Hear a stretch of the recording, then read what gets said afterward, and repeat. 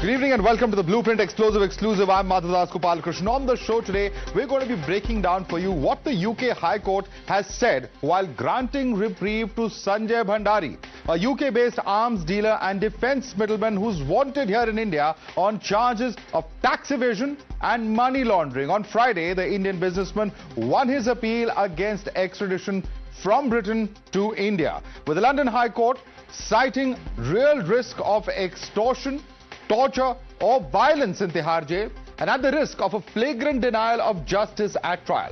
The Indian government has been given 14 days to apply to get a point of law of general public importance certified by the High Court and then apply for leave to appeal to the Supreme Court. But this is rarely granted. Times Now has now exclusively accessed a copy of the UK High Court's order which has stopped Sanjay Bhandari's extradition to India.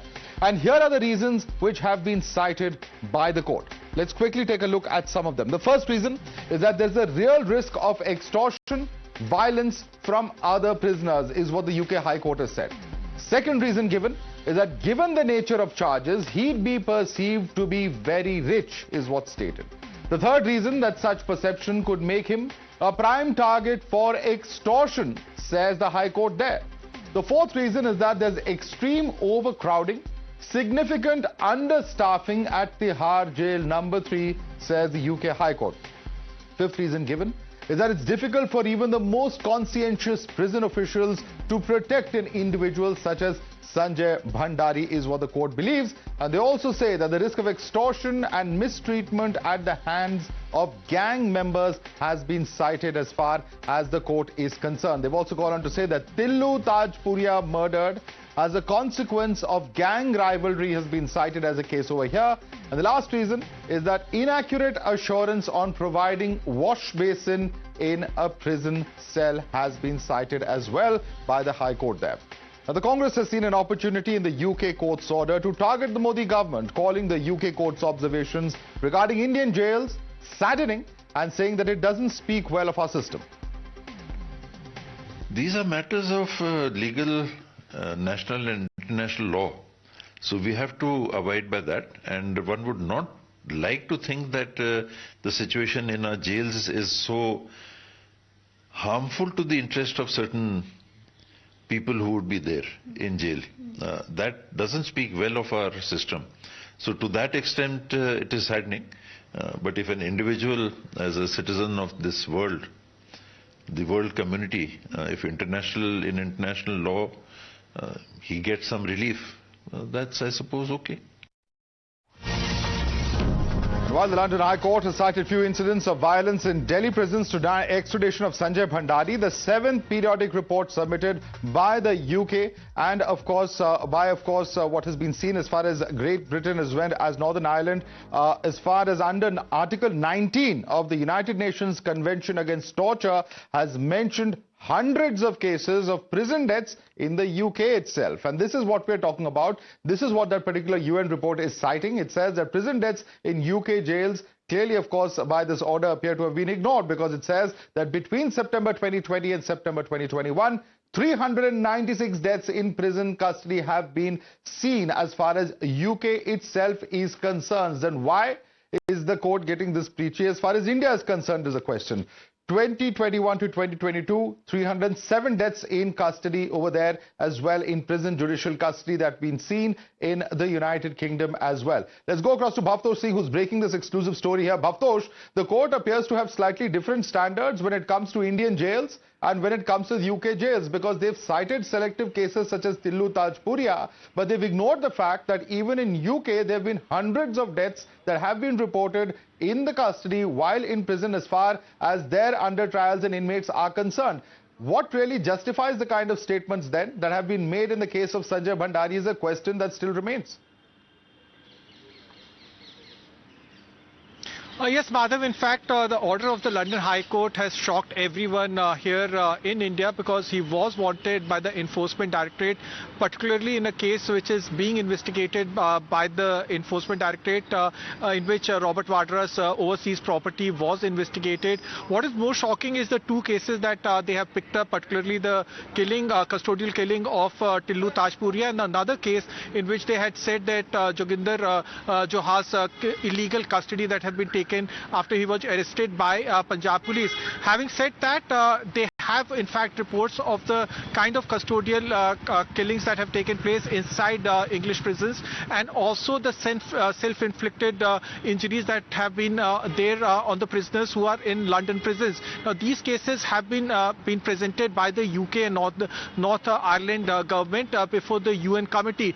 The fact is that the London High Court only picked up two particular cases when they were in fact they dismissed the Indian government's appeal and accepted the appeal of Sanjay Bhandari. Now, Sanjay Bhandari was not only wanted by the Enforcement Directorate but also by the CBI in the OSA case. Now, there is a red notice against him. Now, India has an option of appealing against the London High Court before the Supreme Court, but it is a very arduous task. But as you can see from the 172-page order of the London High Court, they only picked and chose two particular cases and then decided to give an order in favor of Sanjay Bhandari. All right, thanks so much for that quick update there, Bhavtosh. Let's open this up and take it across to our guest. Now, joining us with us is Dr. Vikram Singh, who's of course a former DGP of UP. Yashowardhan Azad, former senior IPS officer, is also with us. We have Sanjay Hegde, senior advocate in the Supreme Court, also joining us. Let me start with you first. Yashowardhan Azad, it's a case where, of course, in terms of appeal, what's possible in terms of, India's chances at actually getting this individual back, they do seem rather arduous and remote. But what is quite surprising is that they have completely ignored what happens there in the United Kingdom as far as their own jails and their own custodial deaths in prisons are concerned.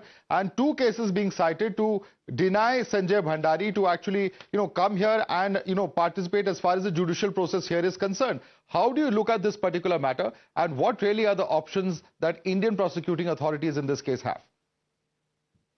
Well, I was just looking through the data, and in 2019, there were 143 inmates who were killed in United States prisons by homicide. So even in the United States, if there was this criminal was from USA, I'm sure he would have been extradited. There would have been no problem, just because there are facilities in prison, running water and things like that.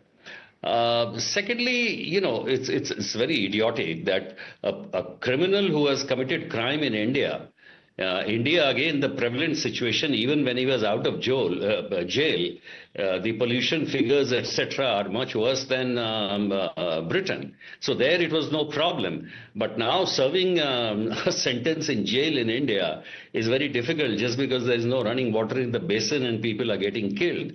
He doesn't carry any specific threat, number three. So these are, of course, reasons. Of course, what has been cited about the courts, and that also by an justice of Supreme Court, that the prison conditions are poor. Well, that's very, very true. It is poor. But even if the conditions are not poor in other places, these kind of activities do happen. So yes, it's a tough call for the prosecution here. And they would have to submit or regurgitate all these things which are coming out. Right. But it surely depends on the judge which way he takes. Absolutely. In fact, there are a lot of ifs and buts at this point of time. Not a very easy task, but it's a very, very high-profile and sensitive case because of the ramifications. The name of Robert Vadra has come up time and again, Sanjay Hegde. But really, with a judge going there and testifying, what are we looking at in terms of this case? Because does this then, become a sort of a template as far as other cases are concerned? Because there are many others who India wants who are in the jurisdiction of the United Kingdom. Somewhere in London, I expect Mr. Vijay Mallya to be throwing a party. That is what is most likely as an outcome. Because, see, it's not as if the UK government doesn't want to extradite the person. The Home Secretary has passed an order of extradition. That is subject to judicial review, and the judiciary, having reviewed the evidence which has been presented before it, feels that India is not a country where somebody can be extradited based upon the evidence which has been presented for them, including as Mr. Azad says, a former Supreme Court judge who the High Court itself has termed as being a very combative witness, but nevertheless has relied on his testimony. It has also relied on the testimony that individual cells in Tihar do not happen to have prison sinks. Running. So Absolutely. Running water, yes, that's what he's talking about. Yeah. Now, I think the only positive outcome would be if our governments decided that, we should have to improve prison conditions in India so that people who have fled abroad can be extradited. Then it would be a win at least for those who are stuck in Indian prisons. And perhaps those in prisons would have better facilities than citizens outside in cities such as Delhi, which have chronic water shortage. But, on a lighter note, Dr. Vikram Singh and Lord Ravi Ranger is also joining us. He's a member of the British House of Lords. Before I come across to Vikram Singh, just want to bring in Lord Ravi Ranger on this. Sir, what we are looking at is a very, very high-profile case here in India. Here's a person who's wanted on multiple counts. There are different cases, etc.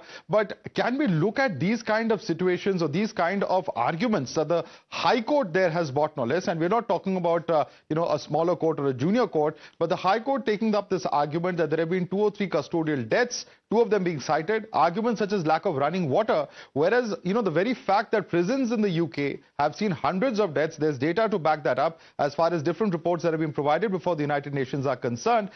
It is really confounding to see this kind of an order coming up in what is essentially a very, very important case here for India. How do you look at it, Lord Ravi Ranger? Well, I think it's a very sad day for United Kingdom and also sad day for India, because first it sends the wrong signal that Britain is a haven for criminals. They can come and they can get away with it because the law will protect them. Secondly, we should have given the offer that Mr. Bhandari can stay in his house, in a relative's house, or in a 5-star hotel, and we will provide him security and safety. So we should have done homework properly when we knew that he will bring this situation, the prison condition of India, into equation. So therefore, we should have offered him the look, you come to India, it's a country it's a democratic country with the rule of law in the heart of its governors. Judiciary is independent. If the conditions are not good, we will provide you conditions which are palatable, which are suitable to your stature.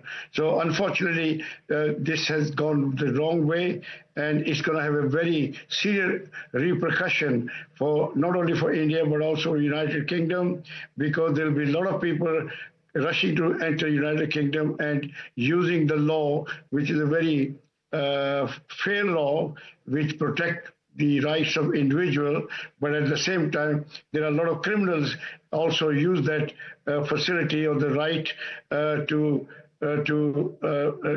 dodge the system. So therefore, I think somebody who is in charge of the pleading the case should go back and provide the assurances that Mr. Bhandari has the choice to stay in a 5-star hotel. Right, and in fact, not just people rushing in now, but there are already so many there that India actually wants to bring back onto Indian territory. And in fact, let me quickly bring in Dr. Vikram Singh on that. Dr. Vikram Singh, of course, they say hindsight is always very easy to criticize, but do you think that somewhere there was something lacking as far as the prosecution is concerned, as Lord Ranger seems to suggest? Madhav, Lord Ranger has spelled it out very, very lucidly, and I totally agree with him 100%. Yes, the prosecution has been wanting to put up all the evidence in perspective. Otherwise, this perverse judgment would not have happened, which is feudal in temperament. When I say feudal, let him cast the first stone who has not sinned before, and pot calling the kettle black. Now, with the adverse track record of UK, I don't think they have a right even to tell India that your jails are not up to the mark. Lord Ranger also mentioned that we have in our own jail manual that we have provisions to cater specifically to various categories of under trials, various categories of the accused. And under those circumstances, we should say that we'll customize your requirement, and we give in writing, as we in the case of Abu Salam, that you will be safe, you will not get the death penalty, but we have to customize our response in a manner that it is fail-proof and foolproof. We absolutely failed in that, and I dare suspect that we have bungled up by deliberation in the attempt to probably help and assist this Sanjay Bhandari so that he gets an easy way out. Again, I think there should be a scope of appeal, and there should be we put our best foot forward so that the all escape routes are plugged. Easier said than done, Madhav, but it is doable. Aniket, Nikam, somewhere has there been a bungling up? Do you agree with what's being stated by former DGP Dr. Vikram Singh? And what really is the way out now? What really can be the legal steps that can be taken going forward, given that it's a very, very arduous task? Well, the way out of this is to prefer an appeal to the Honorable Supreme Court over there and to bring it to their attention that what is being observed in the order is not the factual position. We have seen so many accused who have been extradited to India, including accused like Abu Salem and so many others. And Indian government time and again has filed affidavits to show that the condition in the jails is not what is being projected by the accused over there.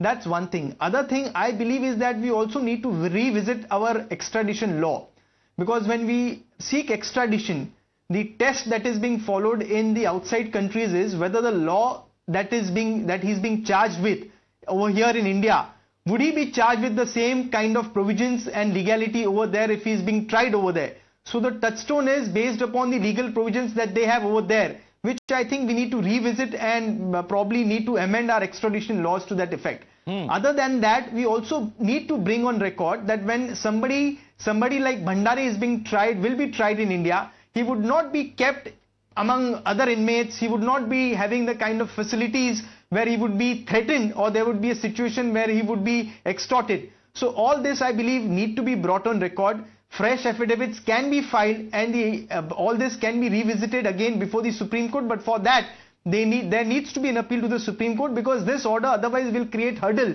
in terms of extradition of other accused who are still widespread ramifications. India has always said that we are going to bring back, fugitive offenders who are abroad, and that really, of course, has been the statement of the government of India.